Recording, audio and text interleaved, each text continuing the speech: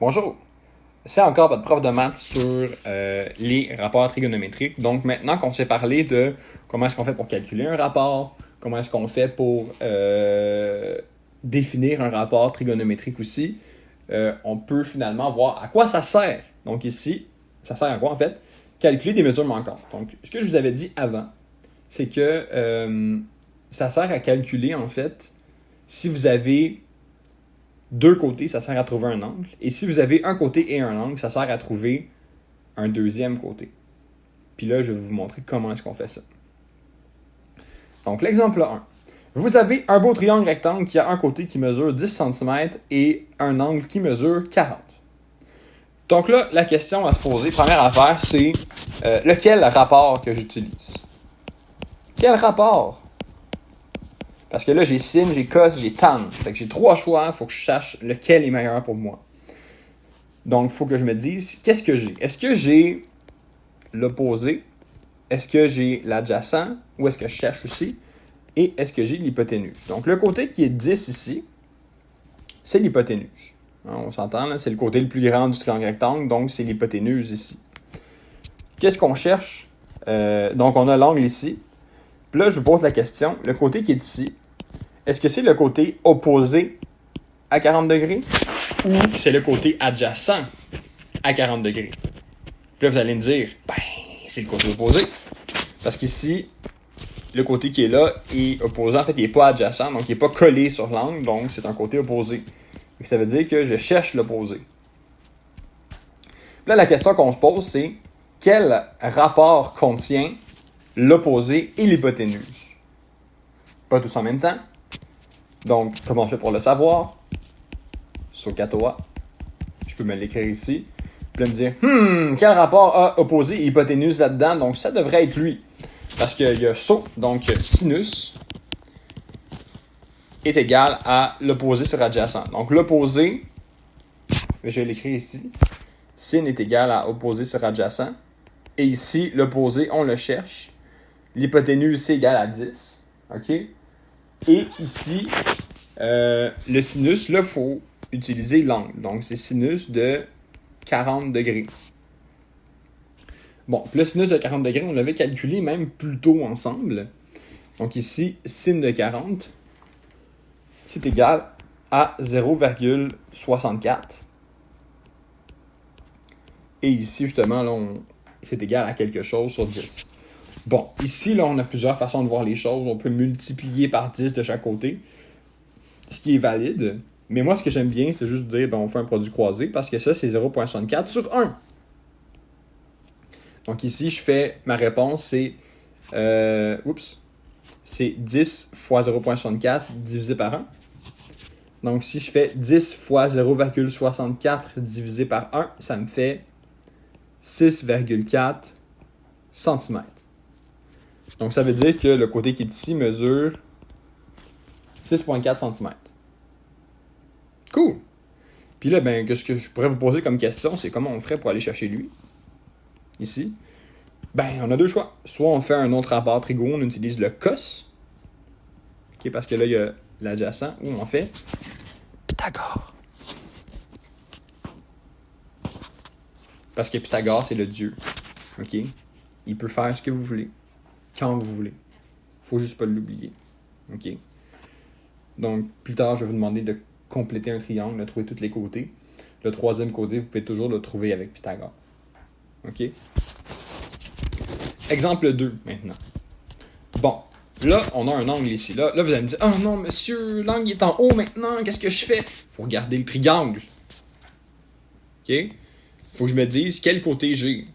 Bon, là, j'ai ça au Catoa. Là, qu'est-ce que je fais avec ça? Bon.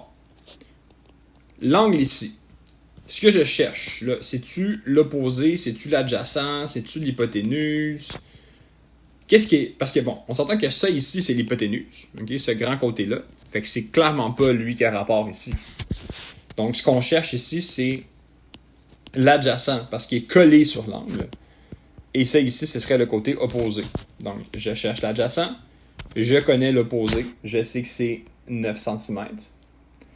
Et l'hypoténuse, on n'en a pas besoin ici.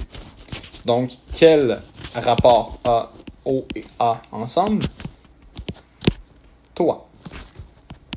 Donc là, on utilise une tangente. Tangente de 60 degrés est égale à l'opposé qui est 9 sur l'adjacent qu'on cherche.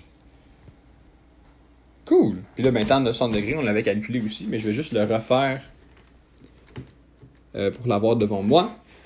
Donc, tan de 60... Oups, ça veut dire que je vais d'une erreur, moi? Oui. Donc, excusez, c'est pas 0.84, c'est 1.73. Donc, je m'excuse. Petite erreur de calcul ici. Ici, tan de 60, c'est 1.73. OK? Puis là, on fait 1.73 est égal à 9 sur ça ici, donc sur 1. On fait le calcul. 9 fois 1 divisé par 1.73. Donc, le calcul nous donne, moi, j'ai environ 5,20 cm. Comme ça ici. Fait qu'ici, le côté que je cherchais, 5,20 cm. Je vais le mettre en surligneur. OK. Exemple 3 maintenant. Donc ici, mettons qu'on cherche ça ici. Bon, là ici j'ai un angle j'ai un angle de 80 degrés. Donc là c'est plus grand. J'ai un petit côté qui mesure 8 cm. Donc ici, qu'est-ce que je connais? Est-ce que je connais l'opposé? Est-ce que je connais l'adjacent? Est-ce que je connais l'hypoténuse? Donc je cherche l'hypoténuse parce que c'est le côté le plus grand. Ici, c'est un adjacent. Donc 8 cm. Et ici, pas besoin de l'opposé. Donc qu'est-ce qu'il y a A et H ensemble? C'est le dernier qui reste, c'est cos. Donc ici, cos de, puis là je peux l'écrire tout de suite, cos de 80 degrés est égal à l'adjacent qui est 8 cm sur l'hypoténuse que je cherche. Donc ici, je calcule cos de 80. Ici, ça me donne 0,17 est égal à 8 sur quelque chose. Donc, je fais le produit croisé. Donc, je fais 8 fois 1 divisé par ce que j'avais. Et ici, j'ai comme réponse finale 46,07 cm.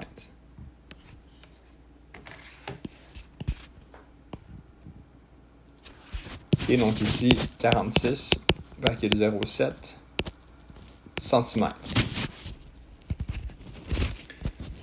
Bon, là ici, l'exemple... ok, j'en ai quand même pas mal encore. Ok, l'exemple 3, juste je vais voir, je suis rendu à combien de temps dans mon enregistrement. 8 minutes, ok, c'est quand même pas pire. Ok, exemple 4, bon, maintenant, la technique ultime. Ok, pour maintenant venir trouver un angle. Là, on est venu trouver des côtés dans un triangle rectangle. Maintenant, il faut venir trouver un angle. Donc ici, ce que je me pose toujours comme question, qu'est-ce que j'ai? J'ai-tu l'opposé? J'ai-tu l'adjacent? J'ai-tu l'hypoténuse? Donc ici, j'ai un grand 8 cm qui est mon hypoténuse. Donc ici, 8 cm. Un angle et un côté qui est opposé à l'angle. Donc je sais que l'opposé, c'est 4 cm. Et je ne connais pas l'adjacent. Donc ici, sin de quelque chose que je ne connais pas est égal à l'opposé sur l'hypoténuse. Donc ici, 4 sur 8. Puis là, 4 sur 8, vous allez le faire à la calculatrice, ça fait 0,5. Donc, on arrive ici. Sinus de un angle que je ne connais pas est égal à 0,5. Bon, maintenant, qu'est-ce qu'il faut que je fasse pour connaître c'est quoi cet angle-là maintenant? Faut que, bien sûr, là, vous allez me le dire, il faut que j'enlève le sinus. Mais comment je fais pour enlever un sinus? J'ai même pas vu c'est quoi pour enlever un sinus. Okay? J'ai même pas vu comment est-ce qu'on fait. Donc ici, ce que vous devez faire pour enlever un sinus, puis aussi en même temps, c'est quoi le contraire de l'opération sinus? Le contraire de l'opération sinus, on l'appelle un sin moins 1 de 0,5. OK? Puis là, ben justement, c'est que là, vous allez voir, en fait, sin moins 1. c'est quoi un sin moyen en fait? Comment est-ce que je fais pour le faire à la calculatrice? Donc moi, je regarde sur ma calculatrice et je vois, hey, sin moins 1, qu'est-ce qu'il fait là, lui, là? Mais là, comment est-ce que je fais pour le faire? Donc ici, deuxième fonction, et on appuie sur sin moins 1. OK? Fait que ce que vous devez faire, vous devez trouver comment votre calculatrice fonctionne pour faire un sin moins 1. OK? Donc, qui est l'inverse d'un sinus, en faisant la deuxième fonction aussi, ou peu importe comment est-ce que vous allez le trouver. Mais il faut trouver comment est-ce qu'on fait un sin moins 1. OK? Avec votre calculatrice. Donc, le sin moins 1 qui est l'inverse du sin. Donc ici, je fais sin moins 1 de 0.5. Et ça me donne 30 comme réponse. Donc, qu'est-ce que ça veut dire? Ça veut dire que l'angle que je cherchais, c'était un angle de 30 degrés. OK? Fait que quand vous faites un sin moins 1, ça vous permet de trouver un angle qui était manquant. C'est à ça que ça sert ici. Le justement, ça dit, ah oui, hein, mais là, maintenant, faut le faire. Donc ici, exemple 5, là, je vous ai mis, je vous complique les choses un petit peu aussi. Vous trouvez le troisième côté. OK, mais là, je vous rappelle que c'est un triangle rectangle. Donc, pour trouver le côté, on a tout simplement à faire Pythagore. Donc, a au carré plus b au carré est égal à c au carré. 6 à la 2 plus 14 à la 2 est égal à c2. Donc, ça fait 36 plus 144 est égal à c2. Donc, 180 est égal à c2. On fait la racine de 180, ça nous donne c.